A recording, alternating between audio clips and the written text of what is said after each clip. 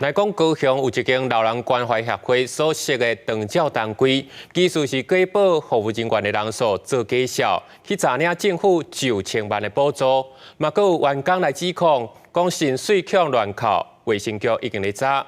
今日劳工局是表示，已经有查到长照单位薪水无照付，已经有发，而且嘛有公布是倒一间啊。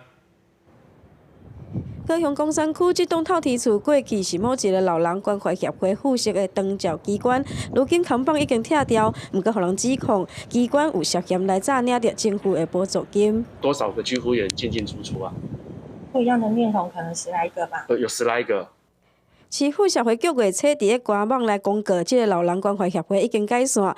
不过，员工指控因的支付员敢若7个人说谎福报，甲15个人，负责人阁甲厝内人当作是人头，2档内底骗着政府9000万的补助金，嘛欠着员工的薪水。违反了劳基法第22条。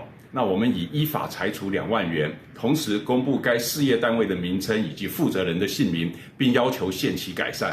劳工局表示，因确实有欠薪的状况，已经开发而且公告着名字。目前怀疑这个协会有解散了后，又搁改名重新来经营。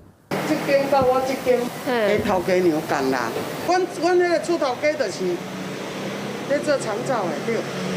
警方方指控的另外一个协会地址来查证，无人伫个，真侪届敲着登记的电话嘛无人接，伫个结果进前无摕到回应。不过卫生局讲，这个机关经过比对，有伪造不实服务记录，还有申请不实的费用这个状况，已经转案移送予检调来侦办，而且依法会来追讨着这个费用，已经甲因解约。记者王刘婷、陈显坤报道。